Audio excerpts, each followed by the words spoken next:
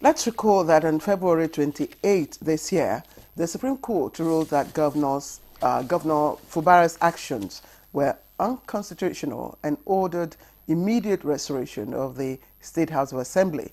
But he didn't comply, which further deepened the crisis.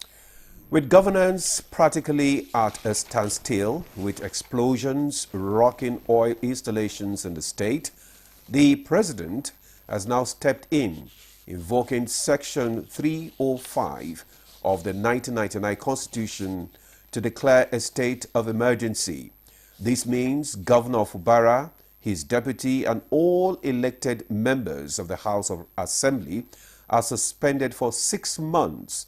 In their place, Vice Admiral Ibok Ete Ibas, retired, has been appointed sole administrator to run the state. Of course, in what many observers have called a major political shake-up in our democratic dispensation with far-reaching political and economic implications for Rivers State and beyond. And Demola, barely had we finished our conversations here yesterday that we had the explosion in Bordeaux area, and of course you heard one that happened in and that's why the president had to step in, to curtail the situation.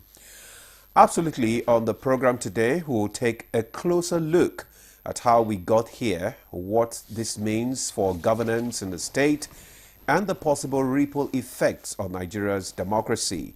I am Ademola Adeoye. Welcome to the program.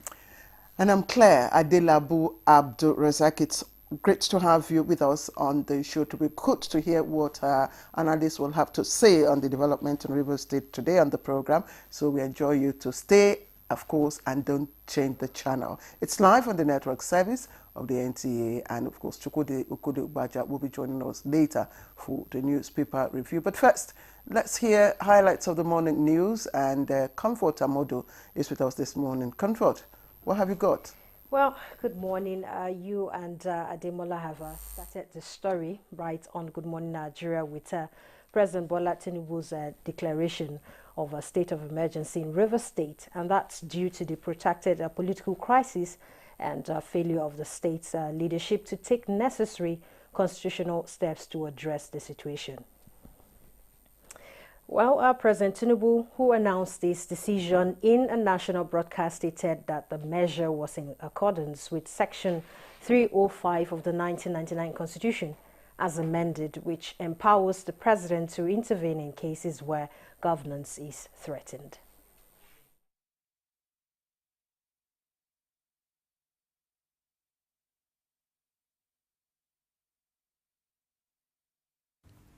By this declaration, the governor of Rivers State, Mr.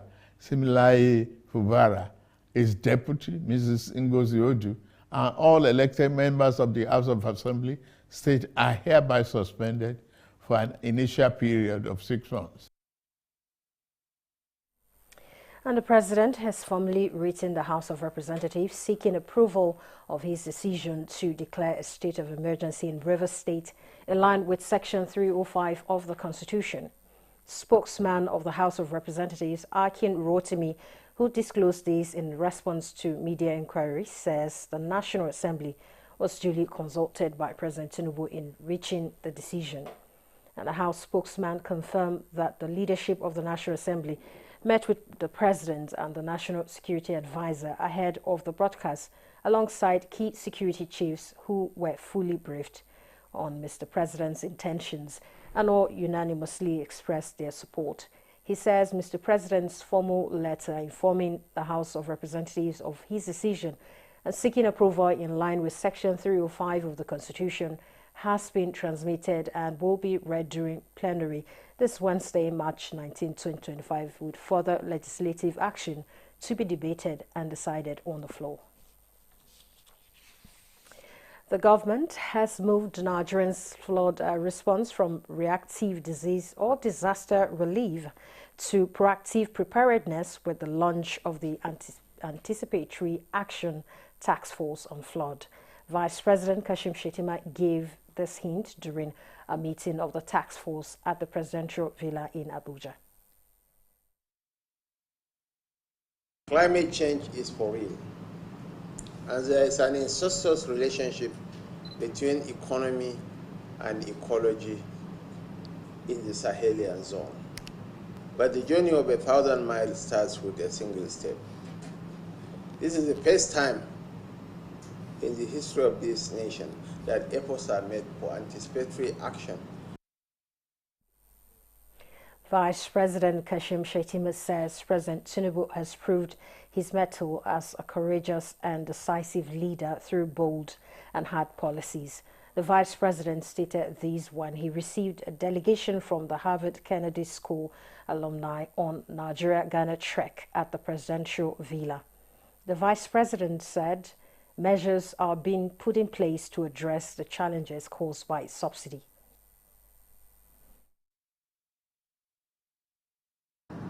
So the government is adopting a multi-pronged approach, investing in the social infrastructure, building schools, giving hope for a better tomorrow, creating job opportunities, and then we'll be holding the big stick from behind because we have to secure lives and properties. Senate has set up an ad hoc committee to investigate alleged annexation of Nigerian maritime territories and mangrove islands by Cameroon. The annexed territories comprise fishing routes and islands that host approximately more than 2,500 oil wells. The mangrove islands and waters situated at the geographical location called a Fiat Imbo local government area of Akwa Ibom State, marking the terminal end of the Gulf of Guinea down seaward to the Atlantic Ocean coast, is currently under the administrative control of the Republic of Cameroon illegally. Mr. President should also take the diplomatic route of engaging with his counterparts in Cameroon with a view to saving our maritime territories and our oil wells. In a move to modernize Nigeria's tax system, the House of Representatives has passed the 4 tax reform bills at Tuesday's plenary, and this bill aims to transform tax administration, which is set for a major overhaul in the country. Bill for an act to repeal certain acts on taxation and consolidate the legal frameworks relating to taxation and enact the Nigeria Tax Act to provide for taxation of income, transactions and instruments and for related matters. Third reading. All the 4 bills are read the third time and passed. Those are the highlights of the news at this time. Good Morning Nigeria continues with Ademola and Claire after the commercial break.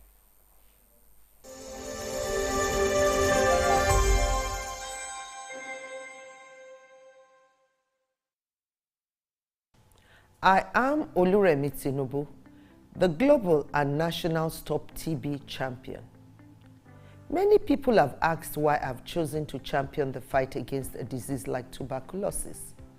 My reason stems from a deep personal experience. I once had a friend who unfortunately fell ill and concealed the nature of his sickness until it was too late. Eventually, after he passed, we discovered he had tuberculosis. Sadly, due to the stigma and discrimination surrounding the disease, he would not speak up or seek for help. His death was a painful reminder that we could have intervened and saved a life if only we had known earlier. Tuberculosis is an airborne disease that primarily affects the lungs, but can also impact other parts of the body. Being airborne means anyone, regardless of their social economic status, can contract it. In Nigeria, 1 person dies of TB-related illness every 7 minutes, amounting to 206 deaths every day. Globally, 1 person succumbs to TB every 25 seconds, which is a staggering 3,456 lives lost daily. These deaths are entirely preventable because TB is curable if detected and treated early. If you or someone you know has been coughing for 2 weeks or more, coughing up blood, experiencing night sweats, or losing weight drastically, it might be TB. Please visit the nearest government hospital or primary health care center for proper diagnosis and treatment. TB treatment is free in all government and some private health facilities. Let us also remember not to stigmatize or discriminate against TB patients or those who have been treated for TB. Individuals who have been cured of TB cannot infect others. I call on all stakeholders, especially the private sector, to join us in the fight to end TB in Nigeria. Together, we can make a difference. Remember, TB anywhere is TB everywhere. End TB by 2030. Yes, we can.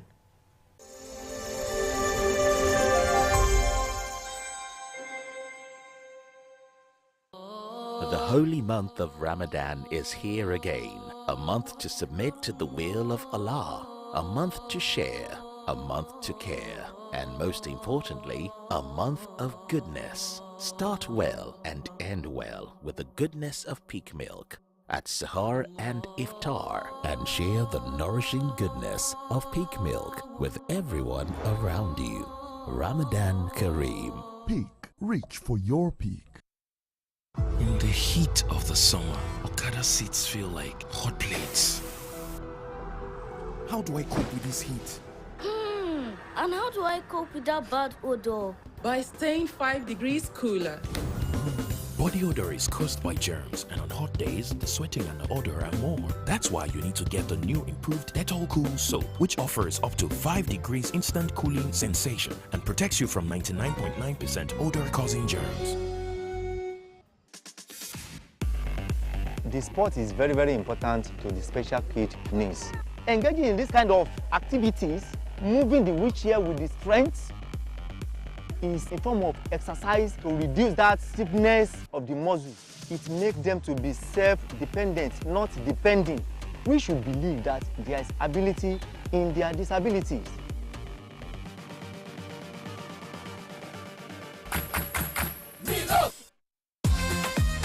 With Nivea Dry Deo, you can keep moving forward in life with confidence. Nivea Dry Deo. Derma 72-hour active protection against sweat and odor with 0% alcohol to prevent irritation. Stay dry and fresh all day long. Skin is for moving forward, Nivea is for skin. Your favorite Nivea Deo, now in a smaller pack size. Hey Nigeria, ready to breathe cleaner air and save money? Let's talk about gas. Drive with CNG, the smart, cost-effective choice. Fill up for less and travel further. Save money, save the planet. Switch to LPG for cooking. It's cleaner, healthier, and better for environment. Say goodbye to smoke and eye problems. Do you know Nigeria is a gas nation ranked 9th globally with over 209 trillion cubic feet of gas reserve? Gas isn't just for cooking and driving. It powers industries too. Cleaner, cheaper, and more efficient. And the best part, conversion centers are popping up everywhere. It's never been easier to switch to gas. Join the cleaner energy revolution. Choose LPG for cooking and CNG for your vehicles. Clean energy for brighter future. This message is brought to you by the Office of the Honorable Minister of State for Petroleum Resources, Gas, supported by the Nigeria Midstream and Downstream Petroleum Regulatory Authority, NMDPRA. At break time, when my champ needs to keep going, he's going to need his favorite snack, containing calcium, iron, and fiber. Milo Energy Snacks, snack of future champions. Milo! Thanks for staying with us. You're still on to Good Morning Nigeria on the network service of the NTA. Next on the program is Newspaper Review.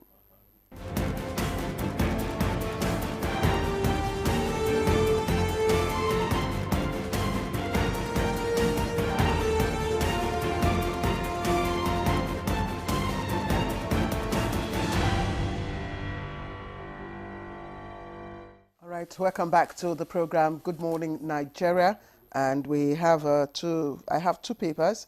I'll start with Chukwudi Okoli. It's okay. You'll introduce me later. Life is what you call it. Yeah, please go ahead. What? Are you have issues with him? Yes. You have issues with him? Yes. Oh. Let's go, please, gentlemen. Good morning. Morning. How are you? All right. Claire, it happens. Well, you don't know my blunders when I was a presenter. That's why we're not robots, you know. That's why we are not robots. Well, that's true. I mean, we are humans. You know, all right. I'm sorry for that. I'm sorry for that gap. So let's begin with the New Telegraph. Fubara's whereabouts unknown after Tinubu declares a state of emergency in Rivers. You can find the details of this story on pages 2, 3, 5, and 27. So that tells you the scope of the content of this report. But it has riders there. Suspends governor, deputy, assembly, exempts judiciary, appoints Vice Admiral Ibas, sole administrator. Links recent pipeline explosions to crisis in state.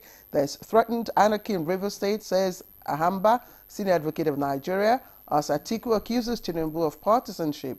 You lack power to suspend democracy in River State. PDP tells Tinubu, President stampeding the law. Lawyers, we don't know which lawyers are those speaking. But that's the report on the front page of the New Telegraph. Now, the unpaid rent, Wike revokes PDP National Secretariat's land.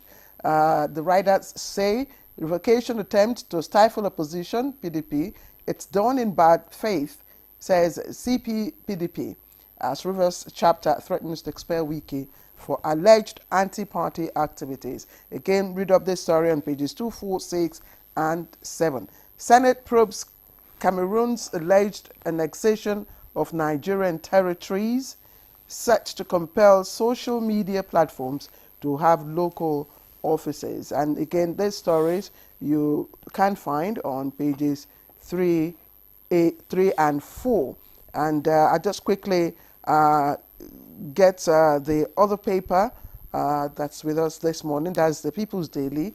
And People's Daily leads again with the political development in Rivers State. Tinubu declared state of emergency in Rivers.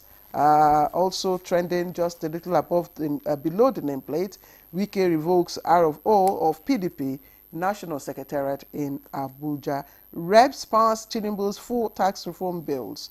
And you see the picture of the president right there in front there, of course, with 2 riders to the lead story. Now, underneath the picture story, Nigeria urges swift action on Africa's water security, and there are other trending stories just at the foot of that paper. Senate probes alleged annexation of maritime territory, mangrove islands in Akwa Ibom by Cameroon. And Edo governor to probe Obaseki over $10 million spent on Observer newspaper. And fuel subsidy removal proves Tinubu's leadership mettle, Shetima tells Harvard alumni. Intervene in Ondo massacre kidnappings now, reps tell Tinubu. And so many other stories coming up now. So let me leave the rest for Dimola. So you have something to read. Yeah, I do. Now, I have the leadership newspaper with me, and just above the nameplate, you are a noisemaker. Kaduna Assembly blast El-Rufai. Details on page 6. PDP kicks over Secretariat land revocation. Details on page 29. Oil workers threaten nationwide strike over expatriate quota violation. Niger residents pay cash to escape abduction. Details of that story can be found on page 7. And state of emergency. Tinubu suspend Fubara deputy Rivers lawmakers for 6 months. Then the riders here, we have timeline. May 2025, lawmakers serves Fubara and his deputy impeachment notice. In January 2024, 2 speakers of River Assembly emerge. December 2023, Fubara and Wike signed peace deal. Fubara demolished River State Assembly complex, and in 2023, October, lawmakers attempted to impeach Fubara. Other state of emergency cases in 22 years. In 2013, Jonathan declared state of emergency in Adamawa, Borno, and Yobe State. In 2006, Obasanjo declared state of emergency in Ekiti. And in 2004, Obasanjo declared state of emergency in Plateau. Then we have federal government earmarks 700 billion to tackle tuberculosis, malaria, HIV, and AIDS. Reps passed Tinubu tax reform bills. Natasha takes sexual harassment case to BBC. Israeli strikes kill 413 in Gaza. Well, Chooks. Natasha takes sexual harassment to BBC. Okay. Cameroon annexing portions of Akwa Ibom State. Are they not satisfied with the ceding of Bakassi to them? You know, there's this Igbo friend of mine. He say, if you hate this man is that if you give him a lie, you're going to give him an allowance. He say, you know why I don't like this man? If you give him pardon the English, he will start looking for allowance. Cameroon is looking for allowance. We won't give them that. Anyway, they'll sort it out. We're happy the tax reform bills passed by the representatives so that governance can move. I'm starting from a very happy note because I'm a sad man indeed. Fine, Section 305 has happened.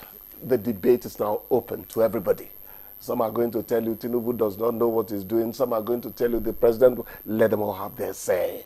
You know, the government would always have its do or its actions. But at the end of the day, what you're asking is how much has democracy in Nigeria advanced to the expectation of the electorate? I want to tell you that it's still a sordid state of affairs. We started warning since 1 week ago about the social cost of what's happening in Rivers. We said Supreme Court judgments don't settle everything African. And that's exactly what is happening. Haven't you heard there were explosions somewhere there? Those were the things we foresaw. We knew some of these things will happen. That is why it is very important to be sure the caliber of people you're putting in governance. Very important. The caliber of people you vote in. The president heaped some blames on Fubara yesterday, you know, over certain, you know, but Fubara talked. Is it the people that are putting them there or they are putting themselves there? That's a different matter entirely. Okay? Whoever INEC says wins is the person we recognize. But having said that, the president listed a few things he wasn't quite happy with. But Fubara was telling them there that he followed the president's advice, and when the Supreme Court judgment happened, the politician is a man of many words. He tells you hold in the legs, you better go for his gonads, otherwise you might not get him at all. That's how it is. So having said that, quickly, the president didn't mention the minister of the FCT yesterday, did he? Because he's a sideshow. Officially, he's not recognizing these things. So when you hear, I won't allow him to dismantle my political structure and all that, those are African sideshows. And that is where you start addressing these problems from.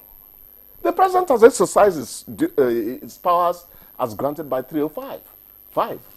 He's done that. But the real problem is, what are the kind of promises that Fubara made to Wike and the rest of them before he got in there? Somebody said, I bought all their nomination forms. A man you buy a nomination form for should not even be a local government chairman. This country has to take care so that shenanigans do not befriend us on and on. Please, Claire, you know, I want to restrict, you know, speaking on this because really, I mean that's the topic for discussion. Discussion. So I want to, you know, draw you back to the issue of the annexation of Nigerian, you know, territories by the Republic of Cameroon. Yeah. And, you know, just to echo, you know, the words of one of the, you know, senators that moved the motion, that if it is happening, it's indeed a national embarrassment. Because according to this paper, because I was wondering if the ancestral parts that, you know, Cameroon is said to have annexed and to have, you know, imposed foreign laws by the gendarmes, if it was still part of the the Anglo-German Treaty of 1913 that ceded Bakassi and all that portion, of the maritime area to them. But this paper says this is nothing. Is noting that the islands in focus were not part of the territory ceded to the government of Cameroon by the 1913 Anglo-German treaties and International Court of Justice's decision of October 2002. As such, encroachment into these territories is not only illegal, but has led to huge economic loss of more than 2,560 oil wells and gas reserves, which ought to accrue to Nigeria. Apart from that, the Cameroonian gendarmes have imposed foreign laws on 16 Nigerian ancestral homes and villages in the said mangrove islands. And I think this is, we should not, just gloss over this.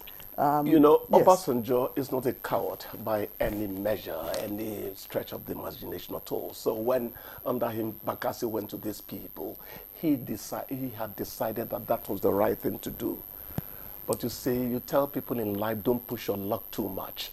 Yes, political expediency would sometimes overtake moral considerations. That's how it works in politics sometimes. But you could push your luck. I don't know whether it's Goldfinger. I read all the James Hadley Chase. No, yes, I read all that series and the Bond series as well. Bond told Goldfinger, it was, that told Bond, I hope I'm right. He told him, because they found him on these premises when James Bond had no business being there. He told him, Mr. Bond, once is happenstance, twice is coincidence, 3 times is enemy action. Is Cameroon straying into enemy action? That is something Niger has to take up.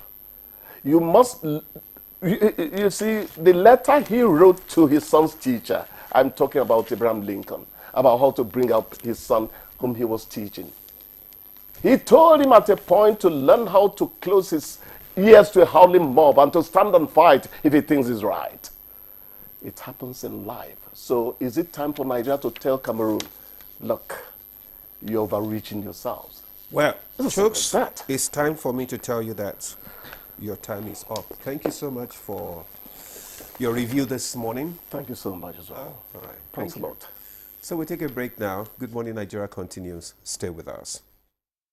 The Nigerian national flag represents our country's history, culture, and identity. It was designed in 1959. The colors are Emerald Green 2.0, which represents agriculture, and Immaculate White represents unity and peace. Know how to handle our flag. Illuminate the environment or don't fly the flag overnight. Do not fly a dirty or tattered flag. Take such flag to the nearest national orientation for proper disposal and replacement. The national flag can only be flown at half-mast on the directive of the federal government. The national flag must be flown at the same or higher height when displayed alongside other flags.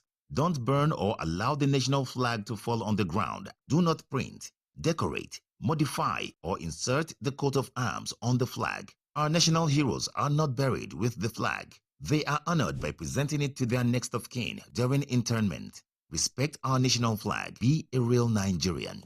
This message was brought to you by the National Orientation Agency, NOA.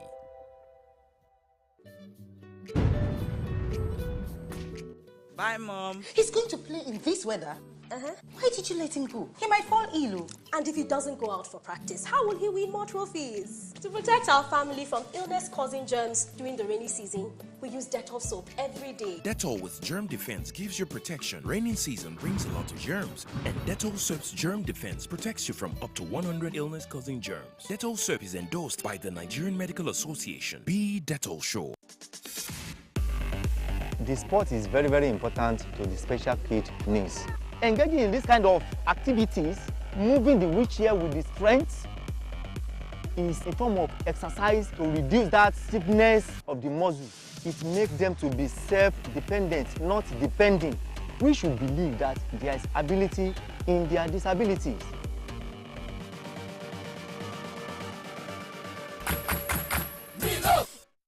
In the heat of the summer, Okada seats feel like hot plates. How do I cope with this heat? And how do I cope with that bad odor? By staying 5 degrees cooler. Body odor is caused by germs, and on hot days, the sweating and the odor are more. That's why you need to get the new improved Dettol Cool Soap, which offers up to 5 degrees instant cooling sensation and protects you from 99.9% odor-causing germs. The Nigeria Coat of Arms is the official seal that represents the authority of the Federal Republic of Nigeria, hung on the wall behind the seat of the principal officer of the government, supported by the portrait of the serving President of the Federal Republic of Nigeria. It has 7 features. The black shield stands for Good Earth of Nigeria. The silver wavy band stands for the confluence of rivers Niger and Benue. The 2 white horses stands for dignity. The yellow flora is a common wildflower throughout Nigeria. The red eagle stands for strength. The wreath is in our national colors of green, white, green. The motto, unity and faith, peace and progress, is written on a beautiful yellow ribbon, and it's a maxim for all Nigerians. Be a real Nigerian.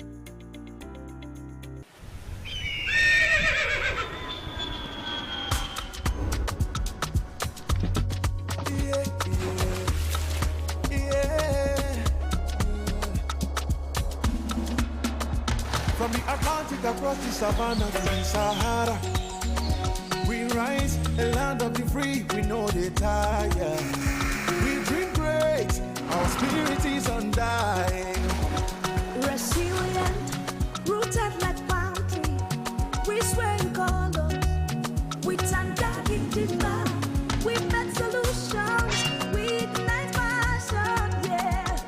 Diversity is unique, we have more than just solution. We are Nigeria, we are Nigeria, strength in unity, we know they carry lives. We are Nigeria, together live the dream of a land with great destiny. We are Nigeria. I am the real Nige. Brought to you by the National Orientation Agency, NOA. Nigeria is perched on a treasure trove of solid minerals. Gold, coal, tantalum, tin, but none is more critical to our future or the world's future like lithium. Let's talk about illegal mining operations. What is our strategy?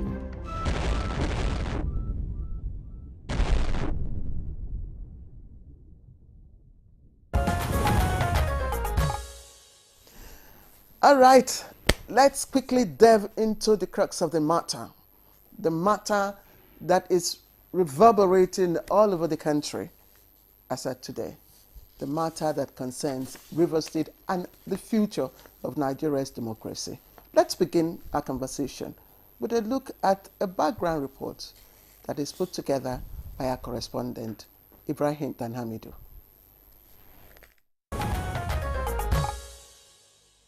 President Bola Tinubu has declared a state of emergency in Rivers State due to the protracted political crisis and failure of the state's leadership to take necessary constitutional steps to address the situation. The latest security report made available to me show that between yesterday and today, there have been disturbing incidents of vandalization of pipelines by some militants without governor taking any action to curtail them. I have, of course, given stand order to the security agencies to ensure safety of lives of goods people of Rivers State and the oil pipelines. President Tinubu, who announced this decision in a national broadcast, stated that the measure was in accordance with Section 305 of the 1999 Constitution as amended, which empowers the president to intervene in cases where governance is threatened. To declare a state of emergency in Rivers State with effect from 18th March, year 2025, and I so do. To manage the affairs of the state during this period, President Tinubu has appointed former Chief of Naval Staff, retired Vice Admiral Ibok Ete Ibas, as the administrator of Rivers State. The president, who recalled various interventions he made to reconcile the warring parties, emphasized that this action was taken in the interest of the people of Rivers State ensuring stability, and restoring effective governance. While the executive and legislative arms of government have been affected by the emergency measures, the President clarified that the judicial arm of Rivers State remains intact. What does this new development and the people of the state? Guests on Good Morning Nigeria will discuss Rivers' political development and the implications for the coastal region's democracy. Yeah, thank you, Ibrahim Dan Amidu, for that background report. And we already have a guest in the studio to discuss the latest development in Rivers in River politics. Right here in the studio, we have our usual political affairs analyst, Jide Ojo, who was here yesterday to just talk about the same thing. Jide Ojo, you are welcome back. Thank you, Demola. It's a pleasure. Good morning, Nigerians. All right. Let me also introduce here with us James Igwe, Senior Advocate of Nigeria, and he joins us live in the studio. Thank you very much for joining us. Thank you very kindly for inviting me. And also from London, via Zoom, Professor Biodun Adeniyi, Professor of Mass Communication at the Bayes University. Professor Adeniyi, we're glad that you could join us this morning for this conversation. Yeah, my pleasure. Thanks for having me.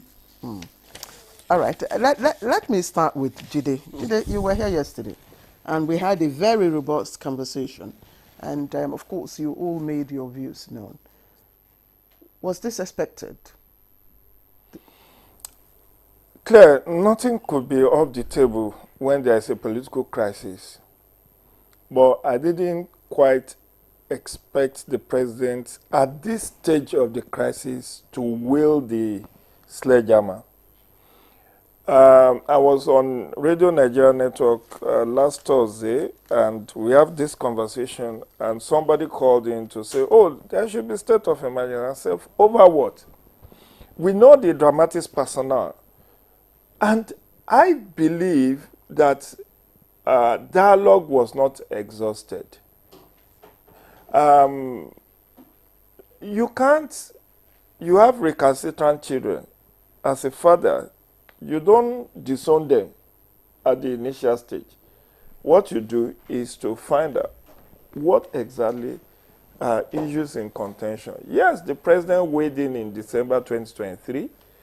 From that time, even when the eight-point resolution was agreed on, the perception out there was that it was lopsided against the governor, because all the governor got was he should not be impeached. But that's why that the resolution in December 2023 said, don't be impeached. But the man is caged. He is being forced to work with his enemies. One, those who have resigned, commissioners who voluntarily resigned, were asked to be reabsorbed. The lawmakers, he has to work with them, and all manner of things. And the perception out there was that this was not a win-win situation. The truth is that Fubara was in power, but he doesn't have authority. In all this period that he's been there, maybe he exercised some authority in the limited period that this crisis has festered. But you see, while you can exercise your authority as an executive, you cannot totally disown the legislative arm and run as a sole administrator. Because he's not wanting to work with the 27 lawmaker. Seems like he wants to run the government the way he perceives he should. But as we discussed here yesterday, he's a man in shackles who wants to break free. And he didn't count the cost of the carrot that was dangled before him ahead of 2023 election. You heard this in why yesterday. Somebody bulldozed all oppositions for him to be made governor, bankrolled the election, did all manner of things to make sure that he, from the Riverine, was the first person to be governor of Rivers State. But did he ask or was he told in a gentlemanly agreement, these are, because what we learned is that even the chief of staff, his SSG, everyone was appointed for him. He had no input. So it's like you are under surveillance, and every of your action, look at all the 9 commissioners that resigned when this crisis started. They all hold very sensitive positions. Commissioner for Finance, Attorney General, Commissioner for Education, Commissioner for Works, it's like and I recall what happened in Edo when Oshiomhole and Obaseki had their rough fight. Obaseki said something, I can't be in power and not be in government, or no, I can't be a governor and not be a governor, which means it was just a ceremonial governor at that time. That is his own perception. All appointments were made without his input. He just heard on the radio, oh, somebody has been appointed. Now, what would you say in terms of experience and capacity? That would not be a fair comparison, because Obaseki had some, political antecedents, but Fubara didn't. I'm not sure Obaseki had political antecedents. He was a technocrat, worked with Oshiomhole, and it was, again, Oshiomhole bulldozed his way to make him governor. Recall that Philip Shoaibu wanted to be governor, and he said, no, you can't be. Several other, in fact, Pius Odubu, who was a deputy to Oshiomhole, bought nomination for, wanted to be governor, but Oshiomhole said, it's Obaseki. And this is what Godfather politics is all about. But let me come back to issue of whether this state of emergency is desirable. I don't believe so. Dialogue was not exhausted. I called yesterday. I said, let National Peace Committee be involved. The perception in Fubara's camp is that the president is biased in support of Wike. Because in all of this, there was no word of caution to Wike for all the incendiary rhetorics that he's been making in the media. Last Thursday, you saw live telecast where he was calling a whole Ijaw people, they are minority, they are not majority. Hey, is it only them that can break pipeline? Is it all of those comments? Now the pipelines, they've started blowing the pipelines. Nigeria did 2025 budget on 2.1 or 2.2 million barrels per day projection. With the breaking of pipelines, 2 or 3 in the last 48 hours, how do you intend to fund your budget? Okay. So the bottom line is that look at what the president did in Lagos. When there was crisis, he sent a emissary, go and mediate. And even after the former governor of Osun and former governor of Ogun mediated and got Obasa back, and the majority of members of the assembly still felt that they don't want it. He called them last week. He called all of them to Abuja and, had dialogue with them. And they all left laughing. And from that time, the crisis seems to have mellowed. Why not call all the lawmakers and Fubara alone and Wike and say, what is your minimum? That is how mediation is. But when somebody seems to be getting upper hand, I don't believe the president should have left the FCT minister without word of caution publicly to say this is not fair. Yes. Okay. Let's get get a very slight different opinion from what Jide has said. You see, at this point, it ought no longer to be sentiments about who said what, who did what. What ought to be uppermost now is what we call the inevitability of governance, constitutionalism, rule of law, and of course morality. Now let me take it. Under Section 14(1)(b) of the Constitution of the Federal Republic of Nigeria 1999, as amended, the primary purpose of governance is to secure lives of the people and welfare of the people. And of course, the Constitution is supreme. So what ought to be uppermost now is no longer what role did the president play previously? What Wike said and who said? It is, how do you secure the lives of the people of Rivers State? How do you secure the welfare of the people of Rivers State? How do you ensure that the people of Rivers State are not cheated out of democratic dividends at the moment? And that is what will bring to the inevitability of the action taken by Mr. President under Section 305 of the Constitution of the Federal Republic of Nigeria. Let me explain. There is something that the political class in this nation has not learned. They have not learned about the inevitability of rule of law. Rule of law brings peace. Rule of law brings prosperity. Where there is observance of the rule of law, in fact, I carried a research internationally that shows that where you have observance of rule of law, your GDP increases by as much as 300%. That also applies to food security in Nigeria. Where there's observance of rule of law, there's increase in food, there's increase in everything. The political gladiators just want to foster their personal interests. It has to be me.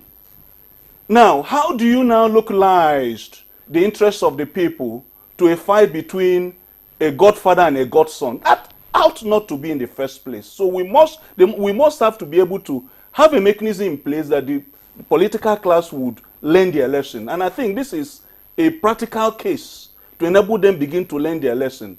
That you must have at all times the interests of the people, the peace of the people, the fact that the same Section 14 says sovereignty belongs to the people. And how you give the people back their sovereignty is to give them back peace, ensure that they are protected, ensure that you don't let your personal, okay, two persons met in their friends over a bottle of champagne and agreed you'll be governor and I'll be your godfather. And then that played out, and then at the end of the day, we are seeing pipelines that are being blown up.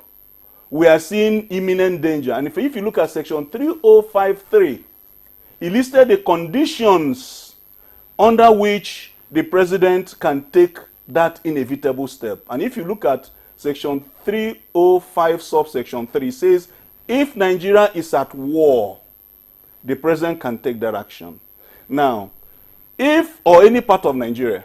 Now, if there is a breakdown of public order and public safety, the president can take that action. And if there is perception that there is imminent breakdown of law and order, the president can take that action.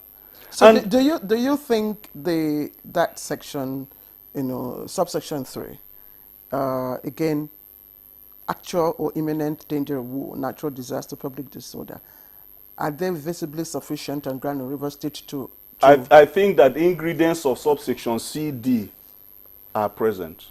And G, because there are 5 conditions, G also says that even the governor, with the sanction of the House, supported by 2/3 majority, can ask Mr. President to make that declaration. And if you listen to Mr. President's speech, and I took time to listen to him, I found a president that understands what I had just described as the primary purpose of governance. No president in any part of the world, I'm not a politician, but I watch from the sidelines. By the way, I have my reservations too, because they had dragged the judiciary into that fight, which ought not to be. These are public servants, people that have devoting themselves, the most hard-working arm of the government, dragging them into this sort of fight, dragging the chief judge, who absolutely has nothing to do, just doing his very best to ensure there is rule of law. I'll come to that.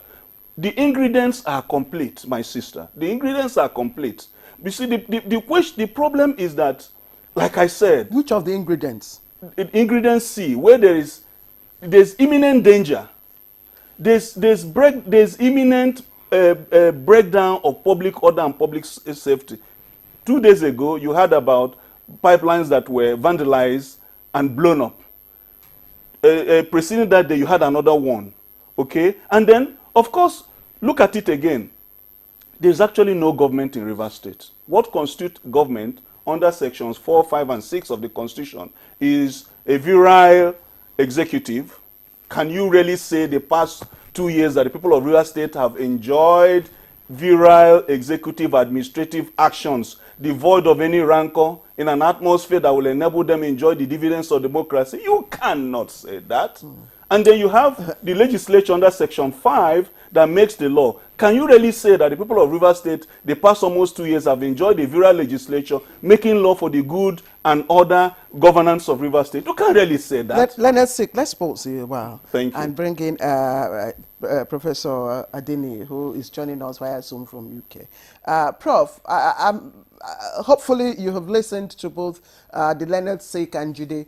But again, what is, there are two sides, of course. Opinions now would vary as to the wisdom in the choice of action of Mr. President. But some people have come to say, look, this is an ad hoc, high-handed, perhaps, way to go, given that some of the issues, that are listed under subsection 3, for instance, the public imminent danger or public disorder, can also be resolved, without declaring a state of emergency. What are your views? Yeah, thank you very much, and good morning once again. A pleasure. I just hope this morning that technology will not disappoint us as it can typically do. But be that as it may, I think my first interest really is what I can perceive as the personalization of power. And of course, in addition to that, is the degeneration in a situation where we are having political disputation, evening up to economic crisis. It's like two brothers, for instance, fighting, and in fighting, they now think that the way to resolve the fight, is to amputate the legs of their respective wives. We're just taking it beyond bounds, with the degeneration into the explosion or the explosions that we're witnessing in the oil pipelines. It's what I describe as the personalization of power. People thinking that they can do anything at all, just to even scores. I see this as senseless. I see this as nonsensical, and it's something that I do not imagine any authority allowing to fester, whether at the level of the states or at the level of the federal government. And of course, that was how I thought that the president came in with this state of emergency declaration. But even before the declaration, I also want to believe that there were things that we would have done.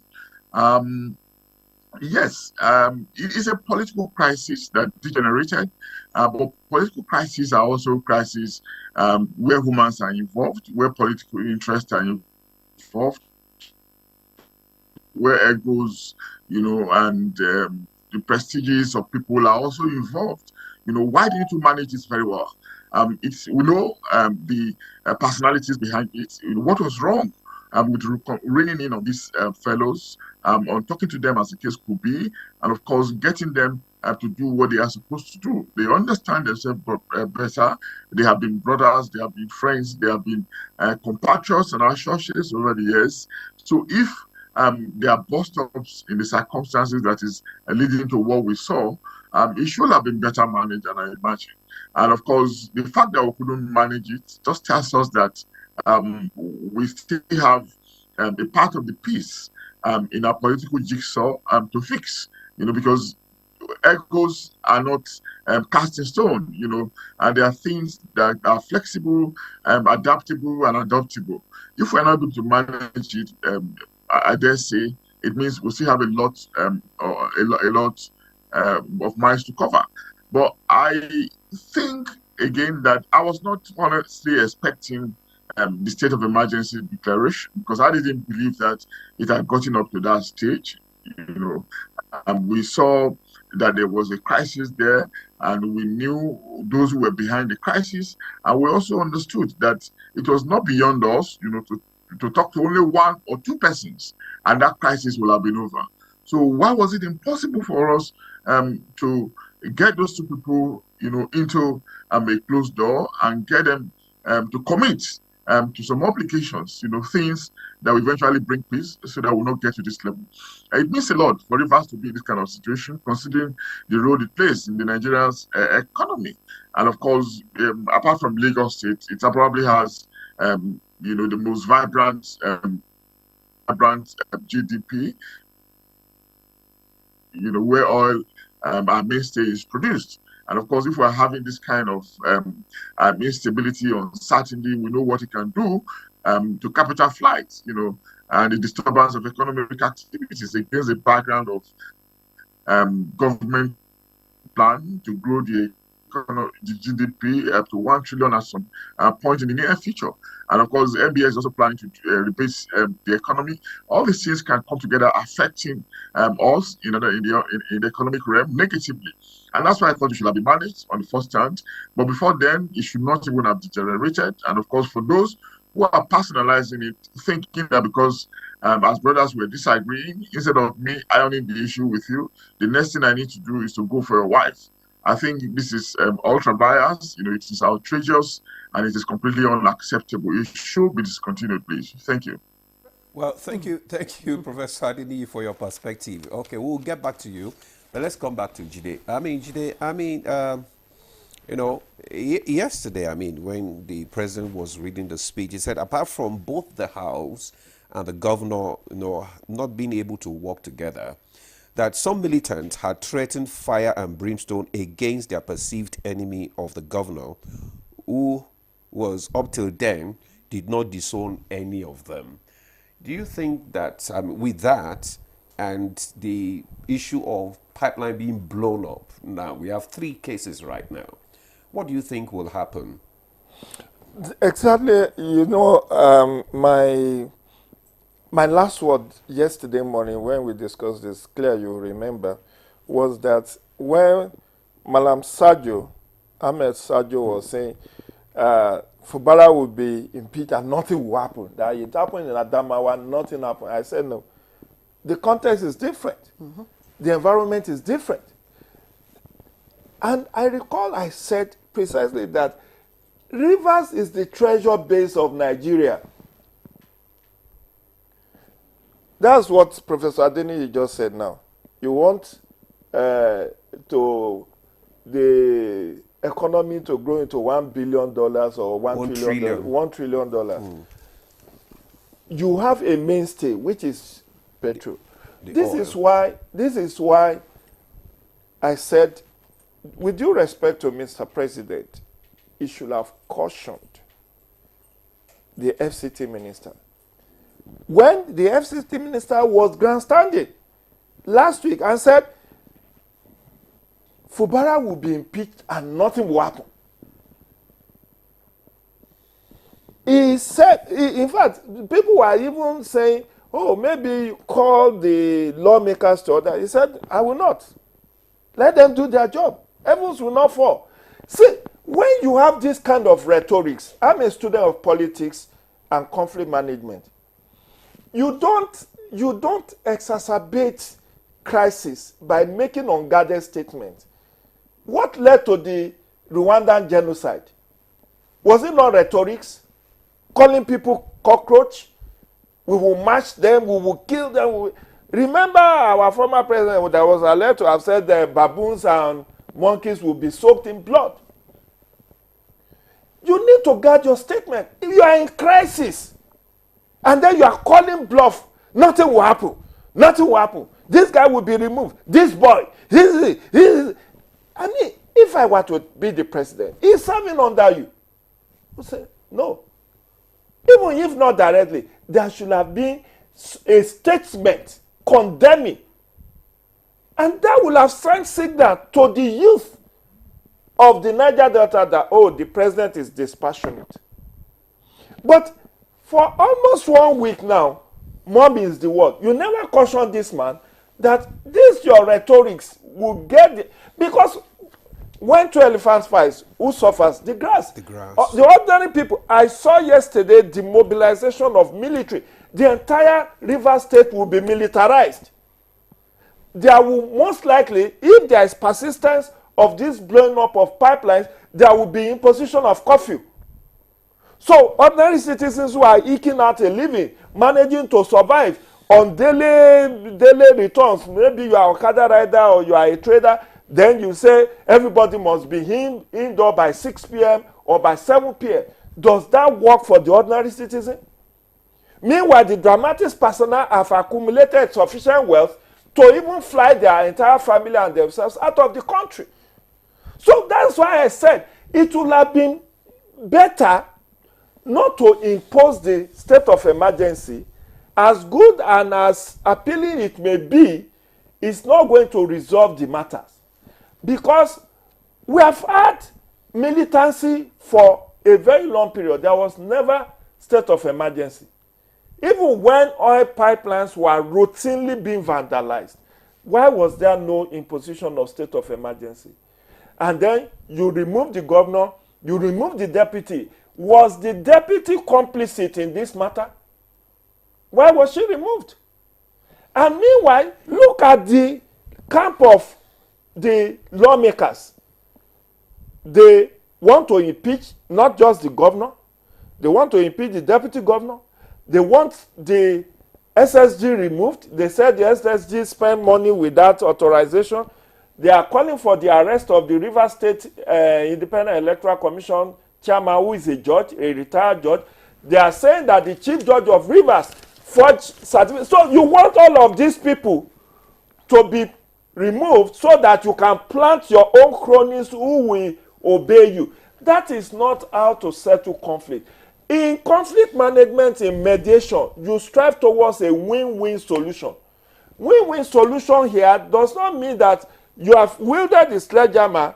Let's wait and see in the coming days, weeks, whether the pipeline vandalism will stop. But now, militarizing the entire state, how does that help the ordinary citizen? I was in Port Harcourt just less than 2 weeks ago for a workshop. How many workshops slated for Rivers now will hold? Most likely, as Professor Adeniyi said, there will be capital flight. Most conferences, workshops that are scheduled to hold in that environment, because of uncertainty, you likely see it going to Uyo or Calabar or Benin, because nobody wants to be in a crossfire situation. So, which one is cheaper? If the president had called in Wike and Fubara, at least the two of them, had to have discussion. Whatever was the agreement you had behind the closed door ahead of 2023, remember the state is greater than you people. Sort out your issue.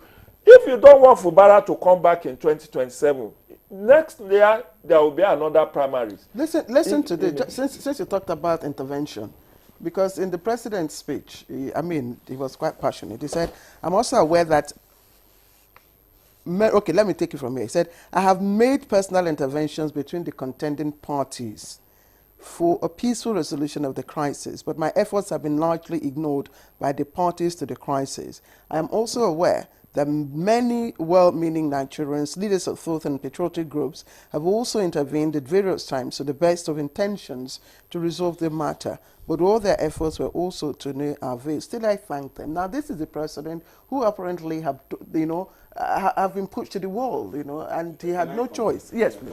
Yes, that was why I said from the very beginning that the intervention of Mr. President had become inevitable.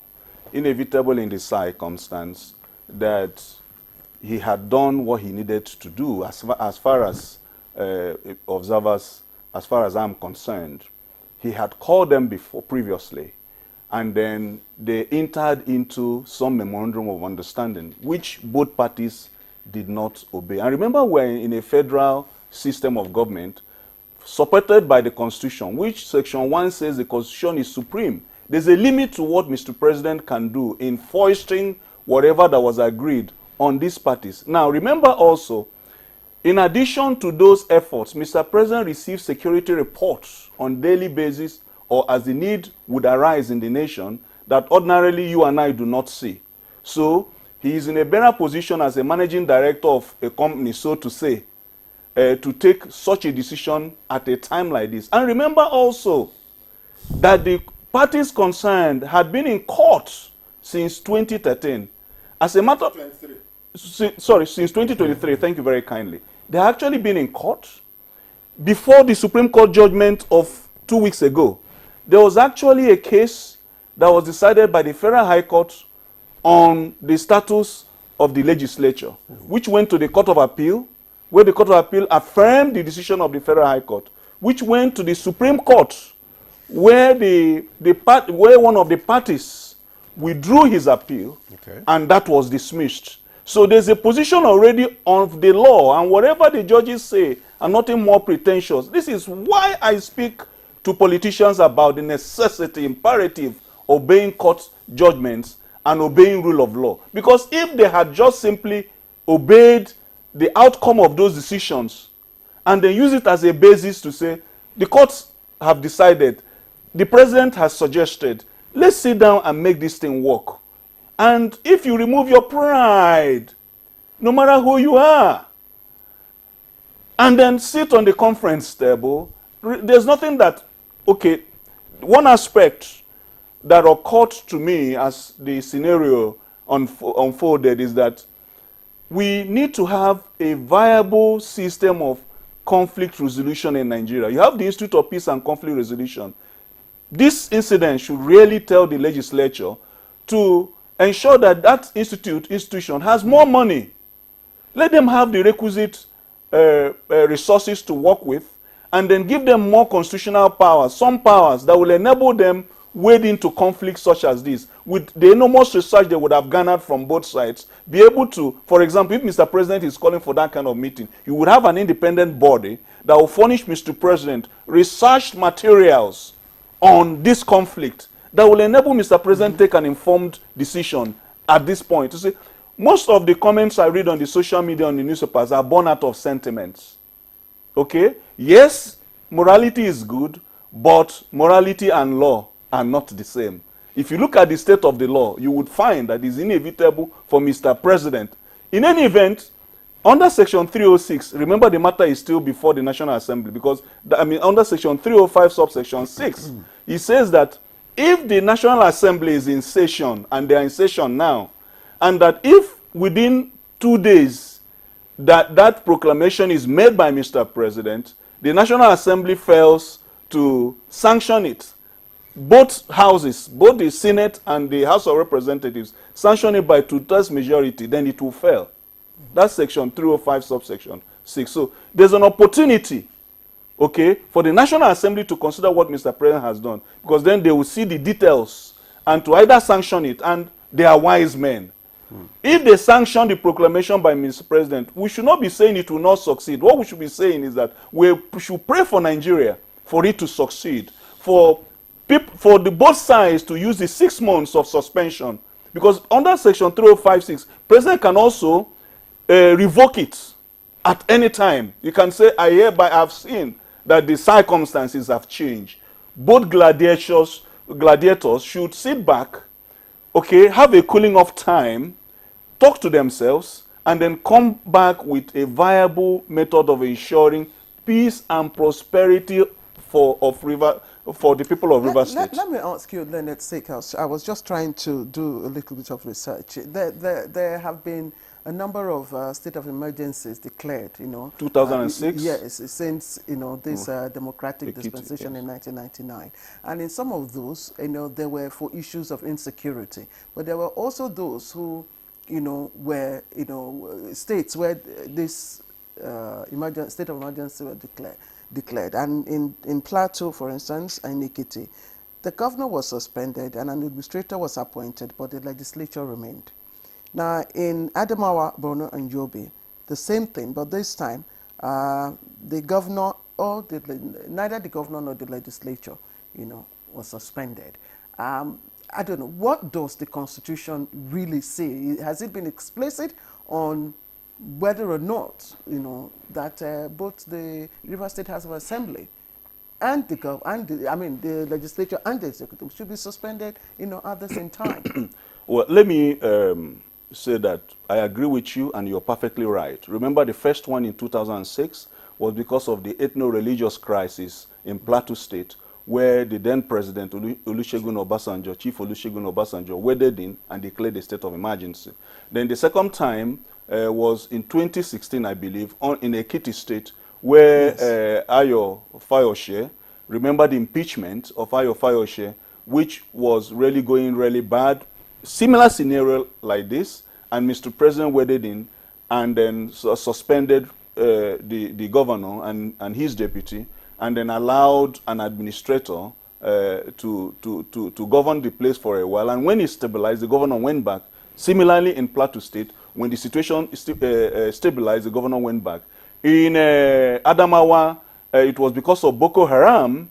President Goodluck Jonathan looked at the scenario and decided that I would declare a state of emergency just to ensure that there's more arms and ammunition, to ensure that the armed forces have all the requisite resources to work, and to also ensure that movements of personnel are not in any way impeded. They have all that they need to have. They have more money and so on and so forth. So answer your question. It depends on the facts and circumstances of the case. But it is answered by, provided by Section 305, subsection 3, that listed 5 circumstances, A, B, C, D, E, F, and G, under which the president, when that fact arises, the president can take that decision. The first circumstance, if Nigeria or any part of Nigeria is in a war, we are not in a war. Then the second one is if there is breakdown of public order and public safety.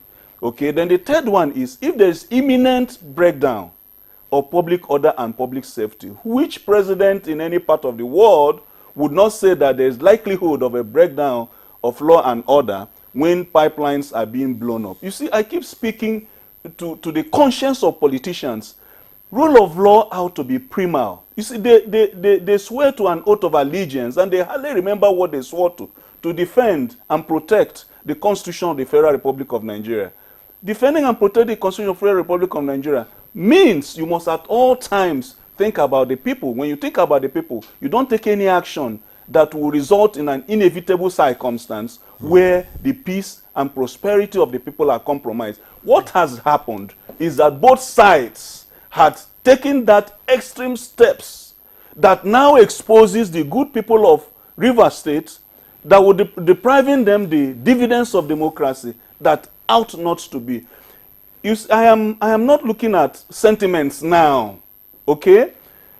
Individuals speak in a way that they want to speak about. But you see, in a federal system of government, you must have a peace and conflict resolution mechanism that is above every individual. That is what one major lesson that we need to take away from this crisis. We must build a virile peace conflict mechanism system. Okay. Now, let me add something else. And the National Assembly is in a position to ensure the requisite check and balance in this respect. The National Assembly is in a position to ensure this. And also, the judiciary. The judiciary has played its role. The last time I came to this studio, you invited me to speak on the tax ahead of the new CJN. Now, the judiciary is playing a very key role in stabilizing Nigerian judiciary. If you look at the cases arising from this matter, you will see the judiciary rising above board.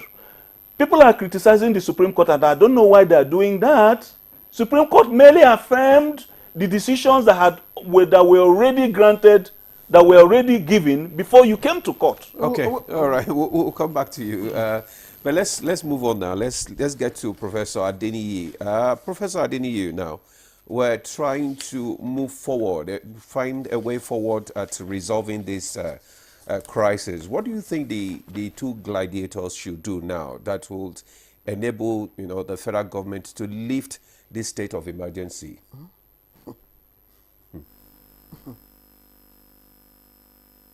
Okay, thank you very much once again. I'm very confident you can hear me clearly. I think we need not make any bones about this. We are seeing it where the president, being a human being, obviously has a soft spot, for one, and of course, which is the FCT minister. Well, as a human being, this is understandable and considered. person, considering again what the minister has done for him in the past, and what he's still likely to do for him. And the minister, like we know, is a gung-ho person, he can be a political war horse. So any astute politician like the president is, will want that kind of person around here. But again, sometimes when you have a soft spot for somebody to get things done, or to solve better, you can talk as friends, you can talk as compatriots, you can talk as people that has a common purpose and focus.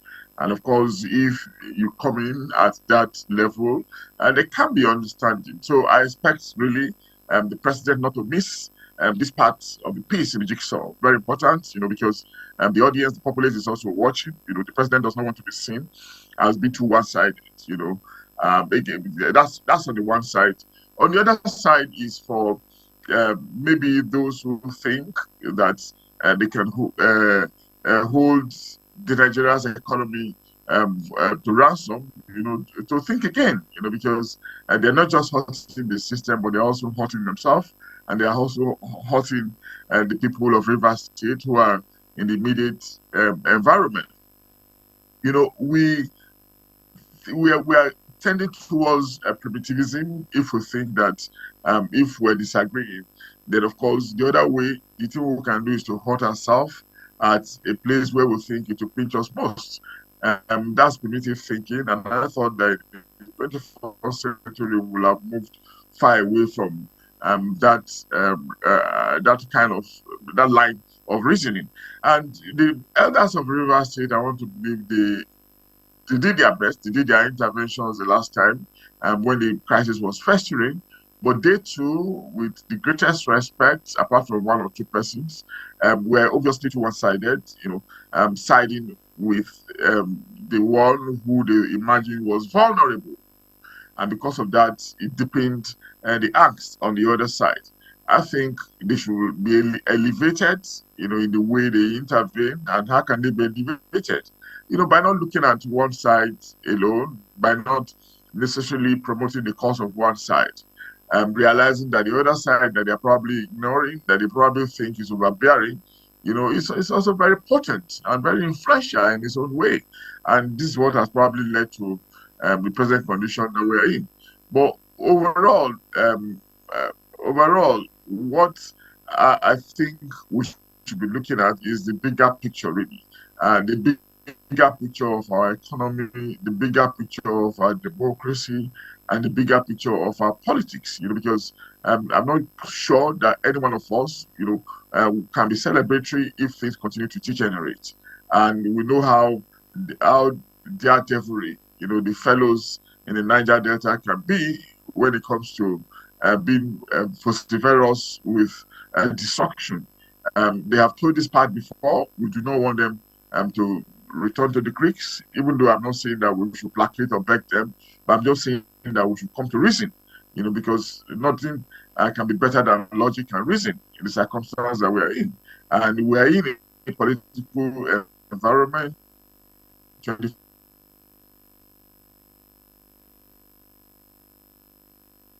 Connection this morning, it's really impeding smooth conversation, and I do hope that we'll get it right when we get back to you. But just as you were speaking, Dr. Aminu Hatutu, Political Science Department, Bayero University, Kano, just joined us for this conversation. Dr. Hatutu, thank you. Hayatu, okay. I'm sorry. Thank you for I'm having sorry. me. Yes, it's a typographical error. Hayatu, thank you for joining us. We've been having a conversation, of course, on the political development in Rivers State, and we're at the point where we're looking at, the implications of the president's action, Section 305, and all that. And let me quickly ask you this. 305, has given the president the powers to declare a state of emergency. But in declaring a state of emergency, does it automatically mean the suspension of two arms of government democratically elected? Thank you very much. But I think if you observe, you realize that there is still a problem with interpretation of the law itself. And that's what has been dragging, Nigerians all about the space, with everyone thinking from their own direction. And that's why sometimes things like this end up, in the court of law for, proper interpretations. But be that as it may, I think that it is important to understand that as much as the law looks general, it doesn't really say that this is what the president can do or cannot do in the course of doing that. I think the power still remain with the president to take such decisions. And again, if you look at the antecedents that even led to this and what the president was has said, all the problems that were encountered in the course in his effort to reconcile them and all of that, all that were provided by the president to give justification for the action that he's about to take. And that was why at the end of the statement he said he had no option than to take this. And then I think also looking at, what that clause said, you look at, the blowing up of these pipelines, some of these things have started. Insecurity has ensued, in the place. And then as far as he's concerned, that is what for him, might necessitate for, that. But then to also say that, that also means that, some organs of government can be suspended, like I told you, remains something to be interpreted in a way that some Nigerians might be surprised. Do we know if, because in the president's speech, I'm trying to get the particular part now, and the president, of course, alluded to he's reaching out to both parties, exactly. And of course, with some recommendations. And then he also alluded to, the fact that one of the parties failed to comply. Do we know if the other party complied with any of the issues? Well, the reason might be that he's alluding to the action of the, the executive arm, for example, because it was all that, crisis was alluded to by the president as having emanated from the part of the executive arm, like the demolition of the State Assembly complex, yes, and all other subsequent actions that the governor has taken. So if he was going to make reference to anything, it is to show that he has been trying to, make the governor understand that certain actions need to be reconciled in different way than the approach he has taken.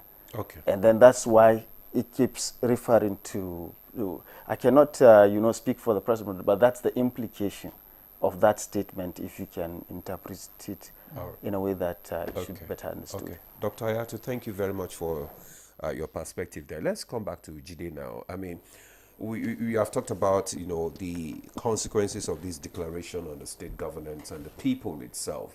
Let's look for a way forward. What do you think can be done? Because we are trying to round up this conversation now because we have another conversation. What do you think is the way forward out of this, crisis?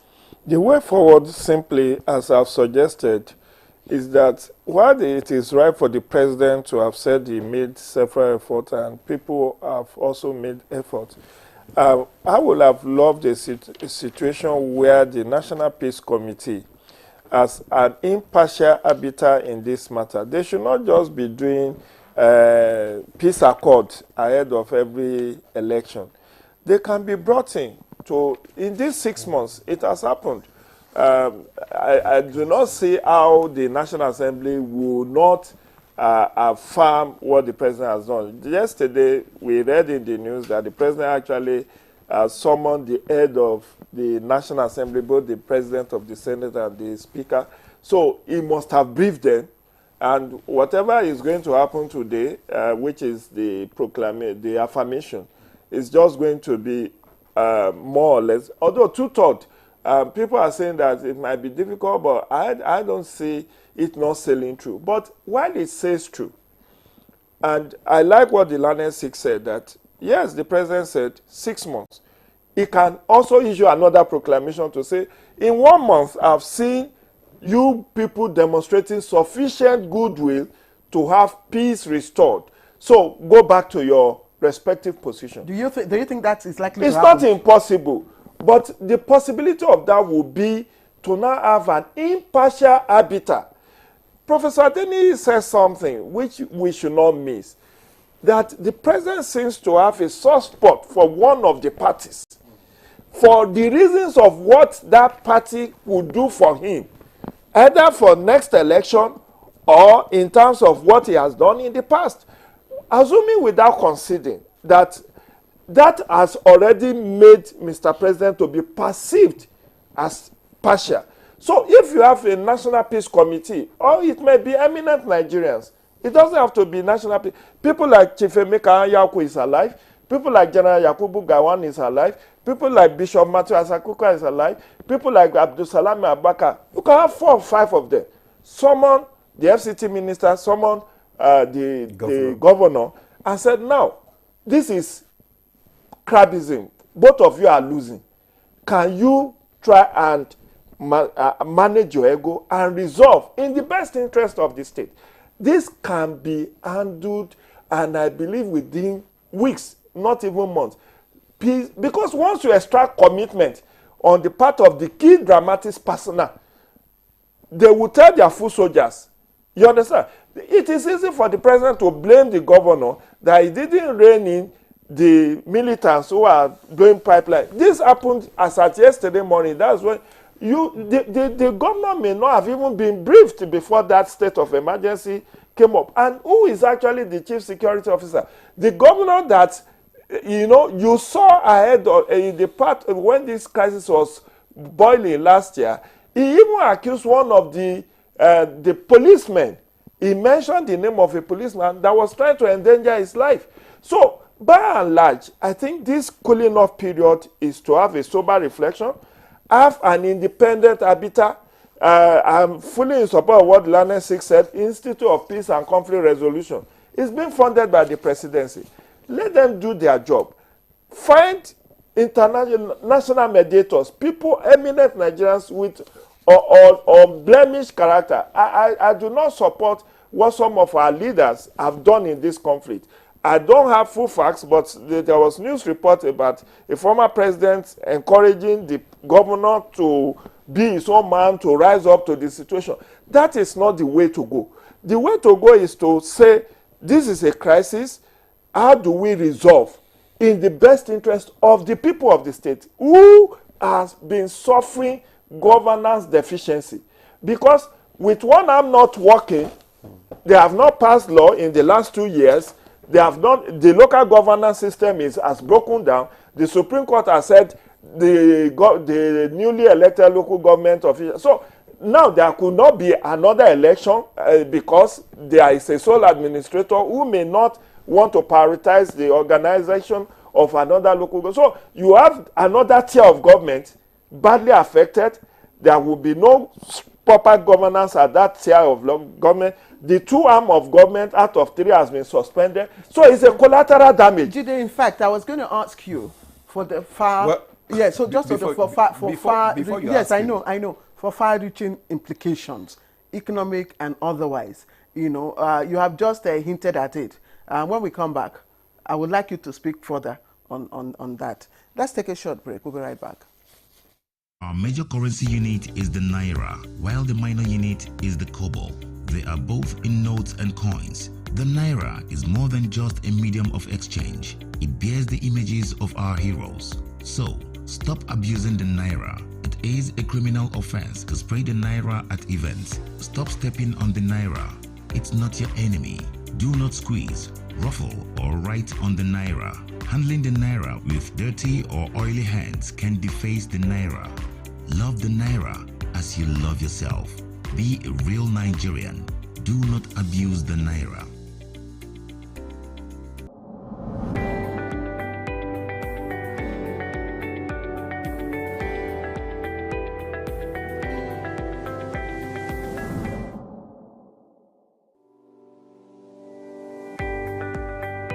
The business environment, to be honest with you, has been extremely hard on most Nigerian women's businesses, and of course harsh for a number of reasons.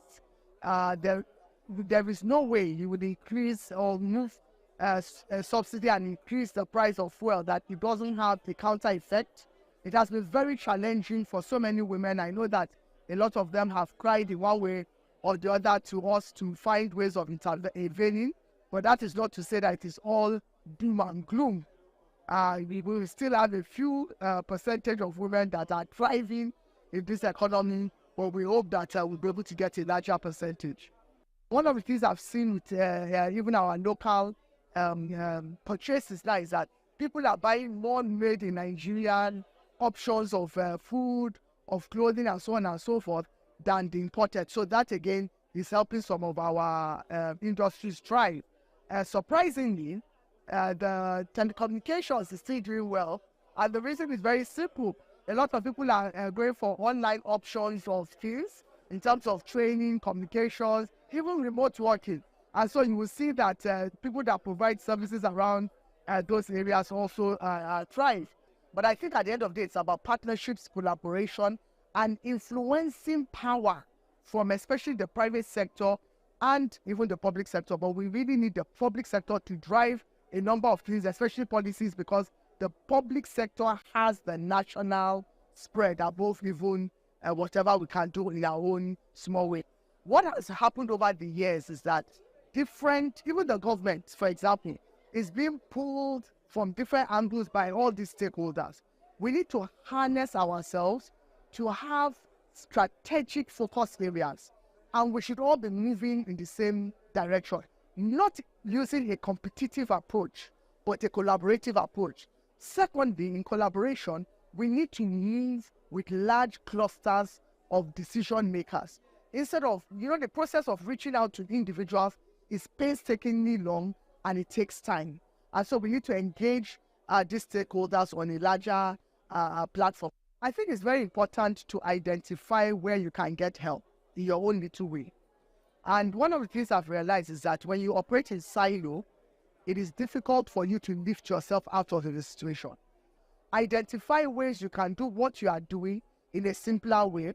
And if what you are doing is no more profitable, why not find out what can you do in the meantime that will help you? You need to think outside the box and then connect. What you can do is also identify people and become a cluster to provide a service that ordinarily you cannot do alone.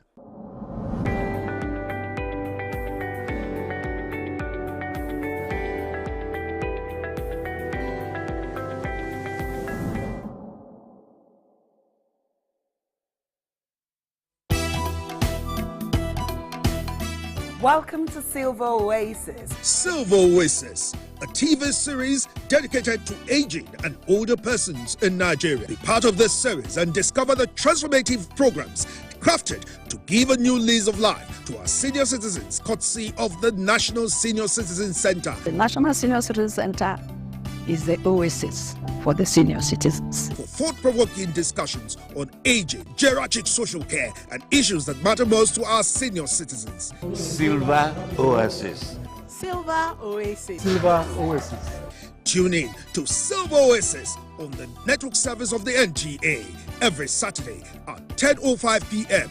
Silver Oasis, improving the quality of lives of senior citizens.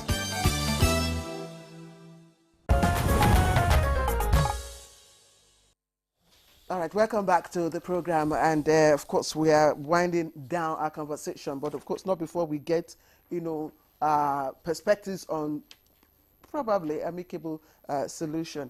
Jude, just before I bring in this Leonard Sake, I was going to ask you the larger implications for Rivers people, because as it is, governance is at a standstill. And if you recall that the Supreme Court had put a check or a hold on the federal allocation to Rivers State. So what is going to happen? How will the sole administrator function? Well, again, you see, you solve one problem to create another. The Supreme Court has said, if you fail to do X, Y, Z, your allocation is withheld. Now, maybe Lanesi will tell us whether the sole administrator will now have to, or the attorney general will now have to, will now have to approach the Supreme Court to say this was not envisaged as at the February 28th, because the sole administrator will need money to run government, and none of the prescription has been fulfilled. There is no budget 2025 in the eye of the law. Right. So what will the sole administrator, what will he be implementing? And the president has said he cannot even make new law. The regulations, the Federal Executive Council have to approve it, and then maybe, I don't know, National Assembly may have to take over some of the functions. But look at the cost implication. This is why I said this has a spiral effect that was not initially contemplated. Because without funds, or if you now want to, the sole administrator now will now have to appoint commissioners. I don't know whether he will inherit the commissioners of Fubara, but I doubt it, because they will most likely go with the governor, all the heirs and all of, because commissioners are heirs of the governor. So by and large, before the sole administrator will start to land the ground to assert who to work with, who not to work with. 6 months is up. It's 6 months is up. So the man has never been a governor. He was chief of naval staff. He has been a military man all his life. So, and he will be mindful that people will be watching him. If he panders to this, they say, oh, he's pro-Wike. If he doesn't, they say he's in terms of people we will appoint. So, you know, it just tells you the story of what Chinua Achebe said in that proverb, that when two brothers fight to death, it's a stranger that inherits their father's property. This man is from Cross River. It's not from Rivers.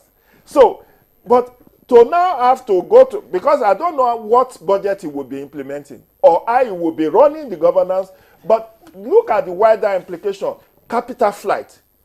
Even the money that federal government will spend to repair the vandalized pipelines, the maintenance of the troops that have been deployed, billions of naira will now be spent when we could have saved that cost for proper, infrastructural development or some other useful purposes. But politicians will not cease to amaze me. Okay, let's say again, we're looking at the wider implications. And earlier on, I asked questions about the limit of, the powers bestowed on Mr. President in 305, subsection 3.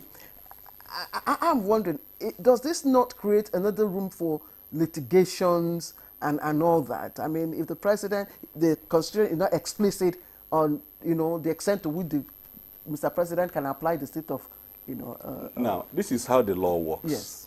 No law lists out everything. Section 305. Sorry, let me also add that even I hear the members of the Bar Association have also raised this issue, to which your learned segment. Yeah, of course, I'm a member of the Nigeria Bar Association, and then I believe in whatever my association says, but this is my personal opinion. You see, the powers given to Mr. President is the power to proclaim a state of emergency, make a proclamation and publish it in the Gazette. Now, the latitude of what will emerge will be defined by what a state of emergency means. A state of emergency means extra constitutional measures taken when there is danger or there is imminent breakdown of public order and public safety. So it will now depend on facts and circumstances of the case. And it's also it becomes a discretionary power which ought to be exercised. If it's in the legal way, you say judicially and judicially. So in the context of Mr. President, it has to be exercised in good conscience and also taking into cognizance the fact that human lives are supreme. I think that is what is really motivating Mr. President. I started by citing section 14(1) subsection B of the Constitution that provides that the primary purpose of government is to secure lives and property. and welfare of the people. At this stage, are there likely to be litigations? Well, the Constitution gives parties right at any time to go to court, but I don't expect people should go to court now. What people should do now, because they have done a lot litigation. Do you know before the Supreme Court there were 8 consolidated appeals?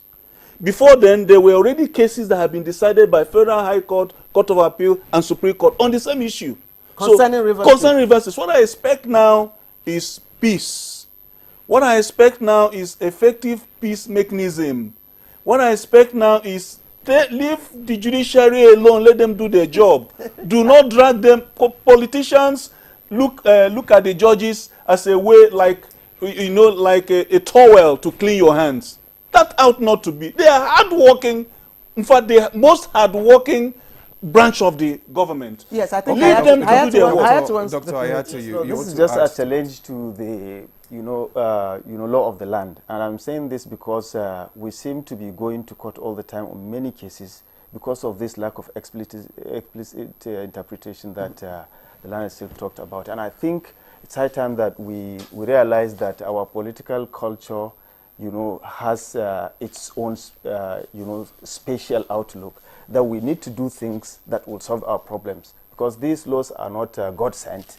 We are the ones who made them, and we have people in place that have the responsibility to review them from time to time. Because what is the definition? When you say security situation, what do you mean when security is worse? How do you define it? When you say something in scientific terms, when you say when something is 70 against 30, you are clear about that. I taught a course in 100 level basic concepts of political science, and it is to define when you say rule of law. What do you mean when you say democracy? What exactly does that mean? Not to just come and say when people are taking. Is a very wide concept. Yes, exactly. So now, is it to say that because how many pipelines do you need to blow to have insecurity in rivers, for example? Is it 2 or 3? If the president make pronouncement over 3, after 3 pipelines are blown, then you say, but the law says it's 4. So that sort of thing, need to be clear to some extent, so that nobody comes around and say, hey, Mr. President, you're being partisan here, you are being biased. Sometimes I think our constitution can be vague sometimes, yes, and then leaves room for all counts. Yes, it can be. Even like issue of misconduct. What is gross misconduct? They wanted to impeach the man. That is why the judiciary is there please, gentlemen, for proper interpretation of the law. Yes. But I still want you to speak to the role the sole administration should play in maintaining peace and order in Rivers State. Okay.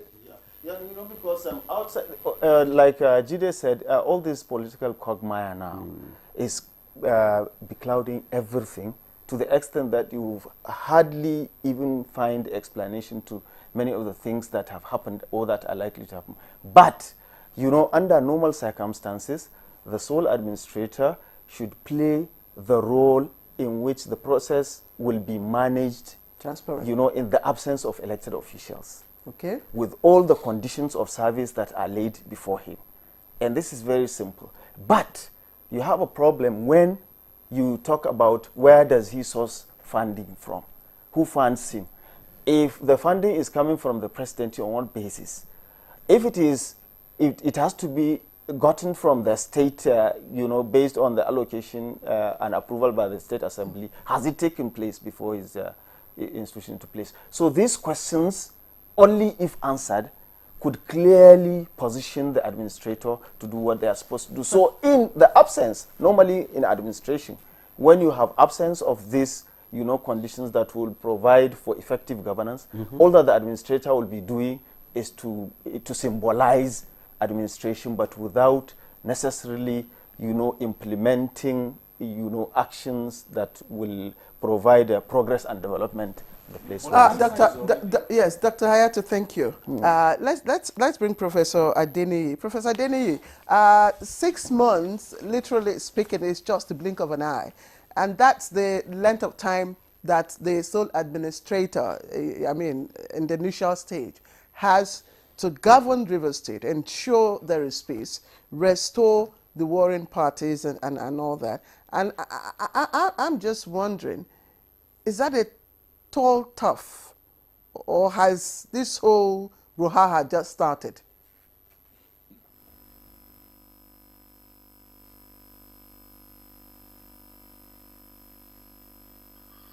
Well, sorry again, subject to network.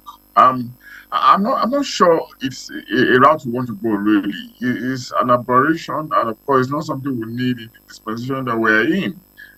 Because we know what soul administration, like somebody said, is not from the state. It does not understand the nuances, the history, their needs, and it has no immediate or distant background of what the environment is like. So he's not going to be able to put in his best, try as he might, So that's why I said it's an aberration. It's not something that we need, and it's something we should get done with as soon as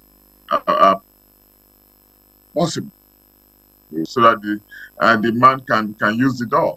The president, again, holds the ace in the circumstance. He can hold it very firmly. He can also hold it very softly. There's a way he can rein in.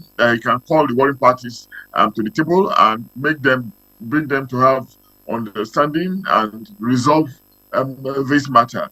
Because if we have a sustained state of emergency like this, there's a way it can create a longer-lasting crisis of confidence in the economy and in the polity. And it's not a route I imagine the president will want to travel, as the case could be. Well, thank you very much, Professor Adeniyi. You want to, what? Okay, let me just come to Jide now. Because we are trying to wind up the conversation now. Professor Adeniyi mentioned that the federal government cannot leave it solely for the sole administrator. So how do you think the federal government can engage other stakeholders, like local leaders, probably the civil society organization, and the warring parties, in addressing this crisis in Rivers State? See, the best way to go is make the resolution non-partisan. The partisan interest is what led into the crisis. If you want to resolve it, and that's why my persistent calling has been to resolve this, the leaders of thought, leaders, opinion, and traditional and religious leaders in Rivers have been partisan, for and against. So that is why, there was a mention of Pandef. No, the president did not mention Pandef. No, not in this. But last week Pandef met with him, and that same day, the FCT minister was saying, "Who is Pandef? Pandef is the worst organization. They are not. So, who do you have confidence in? You don't have confidence in. Pandef met with Fubara. They want to meet with the FCT minister. He refused to meet with them. So, is it that group that you now thought the two warring factions will have confidence to go? That's why you need an independent, non-partisan, eminent Nigerians to mediate. In fact, these 6 months should be to mediate, because another election looms next year. We always have this notion that rivers of blood. I believe this is not the first time you are hearing that. At every election season, there is a lot of killing, maiming, destruction of life and property. And if this issue is not resolved amicably before the next electoral season, if it's allowed to nosedive, linger, it will make the next election to be more violent. So the best is, while the sole administrator will do his level best, given the fact that it's not from the state, he doesn't understand, beyond the fact that he's a naval officer, may have worked in Rivers for a period, but now he needs people to have confidence in his ability. But the bigger challenge is this: who pays the contractual obligation? Who meets the contractual obligations that the state have been committed to? Now you have suspended all elected, officials in the state. So it will not depend solely, the sole administrator will depend heavily on the civil servants to navigate the administration of the state. And we know what civil servants can do. But by and large, that is the best the system can offer him at this time. The civil service is reforming. It's reforming. Yes, it's reforming. I agree. It's reforming. It's reforming. But it has to do better. No. Let's not make sweeping statements. Yes, because there are good ambassadors in this civil service. But let me ask you. Yes. Let me ask you finally in 60 seconds. Now, is the suggested peaceful resolution, likely peaceful resolution, might that be a lifeline for Governor Fubara? Or is he gone? No, it will be a lifeline for everybody. 3 sides to it. 2 sides to it and 1 at the center. The people of Rivers State are the center. Okay? You have the Honorable Minister for FCT. Okay? And then you have the governor himself. I agree with Jide that we should have such a peace mechanism that is non-partisan. I also would add that we should avoid insinuations against Mr. President. Avoid insinuations against the governor, because he's still the governor, he's only suspended. Avoid insinuation against the FCT minister. Let's avoid those kind of rhetorics. And inflammatory rhetorics at this moment. Let's look for a viable way of entrenching rule of law. I keep preaching it like a gospel. Okay, just 30 seconds. Okay, 30 seconds. You want to be realistic about this, is to stop pretending that the FCT minister is not part of this. Because all of this, there is no mentioning of the FCT minister or making reference to any of his acts by, for example, from the side of the presidency. So just because the president believes that he is not the governor, so they are not, but the main crux of the problem lies there. So you have to begin to know how to bring him into the picture so that you solve this problem. All right. Thank you, Dr. Aminu Ayatu, Political Science Department, Bayero University. Thank you so much for your perspective on this issue. Also, I want to thank Jide Ojo, as usual. Thank you.